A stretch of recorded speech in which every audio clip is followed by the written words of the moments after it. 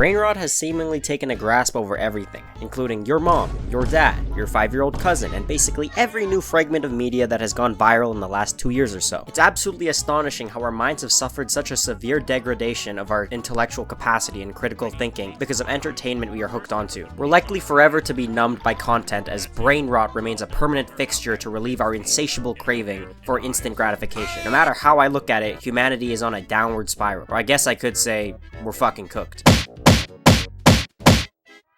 It seems that sometime between 2022 to present day, the online global community decided that we would all collectively implement vocabulary that would tarnish our ability to communicate normally. Words like Riz, Skibidi toilet, and fucking Ohio are just a few prime examples of commonly used words that make me want to sigh on alt off a bridge. I can't even refrain myself from using these words, nor do I want to. I find this shit funny, and I hate myself for it. That's probably why it's become so immortalized. The words aren't inherently humorous, but the ironic uses for it in any context nullify a need for a punchline. It's like if Amy Schumer told a knock-knock joke but then inserted Skibidi toilet somewhere along the lines. This video isn't really even a complaint, it's just a retrospective analysis. It's a terrifying, gruesome accident that I can't look away from. As much as you might hate it, you need it. I actually only fairly recently noticed the trend of everything becoming brain rot. Notice how there's a bunch of one-offs that fade in and out of your feed? For a few weeks at a time, there would be some new brain rot video that people would siphon off of till it lost virality, and then like parasites, we would find our next host. But it had already done its damage, both in communication and our mental health. Remember for a few weeks when everything was about that one Chick-fil-A girl, and then suddenly it was the Hawk Tuah shit. Perfect examples of how our dependence on brain rot makes us more acclimated to turn everything into it. If you don't believe what I'm saying, just pull up Reels and find one of those AP brain rot exams with SpongeBob or Sheldon narrating. They're always right on time with a new unit of brain rot that everybody has picked up. It's to a point where I can confirm that we are a system that works against itself, but then nobody knows who to blame. Some dude once said it's the guy who shakes the ants in the jar's fault, but the way I see it, the ants are actually the ones who are shaking it because of how stupid and irrational they've become. Do you want a solution? Sorry, I don't have one. There are ones out there, but nobody's got the will or influence to nourish our minds. We could start from scratch, that's one option, I guess. That brings me to my next point, in which the way the algorithms work to create a perfect storm that cuts our attention spans down. Quick and cheap entertainment is just what grabs our attention despite the quality. I can find myself doom scrolling through AI generated reels only to realize that it's already daybreak. As attention span decreases, the demand for shallow content increases, leading to an unbreakable cycle. Even long form content is just a bunch of short form content in disguise.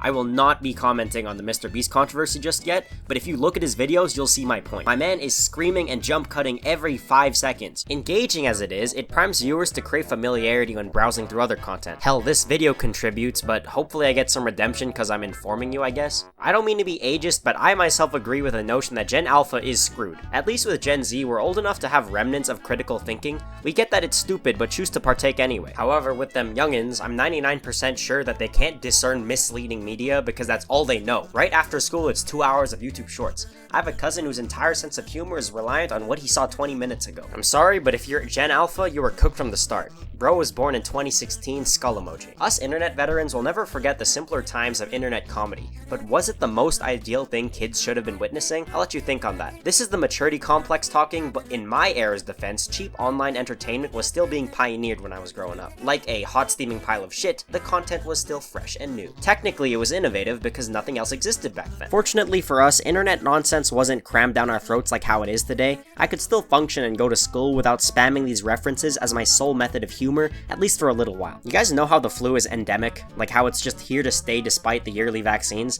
That's what brain rot is evolving into. A disease that manages to persist because it continues to evolve. Right now, I'd say the top 3 biggest problems we face in humanity are probably war, edging, and Skibidi toilet. No joke, I think careers that require critical thinking are gonna suffer severe staff shortages 50 years from now just because humanity has immortalized brain rot. If I flunk senior year this year, then at least we'll know who the culprit is. If this video served as any value, do me a favor and please spread awareness. Thank you.